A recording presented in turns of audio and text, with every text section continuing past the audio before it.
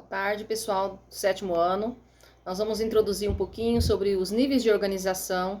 Na apostila de vocês, temos texto e atividades que vão complementar esse assunto. Os níveis de organização dos seres vivos.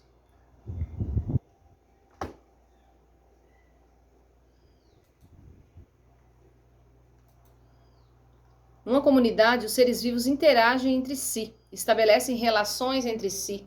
Diz que existe uma interdependência entre os seres vivos, né? Então, os seres vivos dependem uns dos outros para se manter vivos, né? Então, nós precisamos do habitat e nós precisamos do oxigênio, né? Para que haja essa troca, né? Então, nós temos os vegetais, a interdependência entre os seres vivos. Por exemplo, os vegetais desaparecem, toda a comunidade ficaria ameaçada, pois os animais não encontrariam mais alimentos e acabaria morrendo. Outro exemplo é o extermínio de cobras. Em uma determinada região, pode favorecer um aumento excessivo do número de ratos e outros roedores. Então, nessa relação de comunidade, de ser vivo, né, um depende do outro, né, para que haja equilíbrio em toda esse ecossistema, né? Então, um depende do outro. Então, nós temos aqui essa questão de organização, né? Os níveis de organização. Outro exemplo, nós colocamos aqui a população de ratos e outros roedores pode ser provocada na região uma grande redução na população de gramíneas e vegetais herbáceos, que servem de alimento a animais. Sem a cobertura vegetal, o solo fica exposto à erosão pelas águas das chuvas e tende a ficar estéril, dificultando o desenvolvimento da planta nessa área. Na mesma forma, se os micro-organismos entram em decomposição presentes no solo, desaparece também e não haveria decomposição de cadáveres dos animais e dos restos de vegetais. Sendo assim, não haveria também a formação de humus, que fertiliza o solo e fornece sais minerais e vegetais, enfim. E o ecossistema, né? Assim como uma célula pode ser considerada a unidade fundamental da vida, os ecossistemas podem ser considerados a unidade fundamental do estudo da ecologia. O ecossistema é constituído por organismos pelo meio ambiente em que vive e onde ocorre a relação dos seres vivos entre si e com o meio.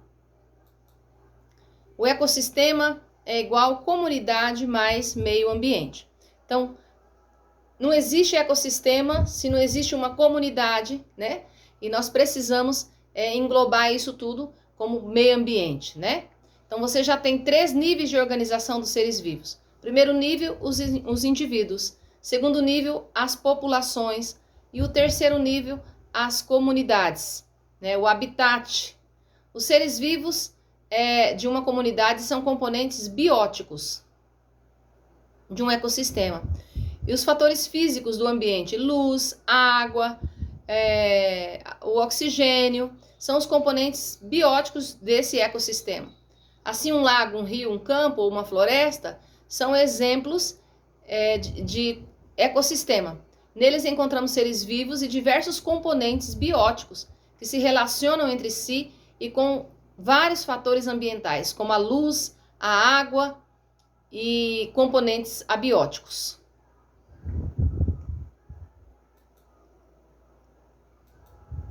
O nicho ecológico.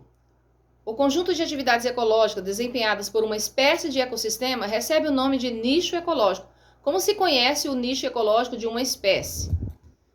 Como se conhece?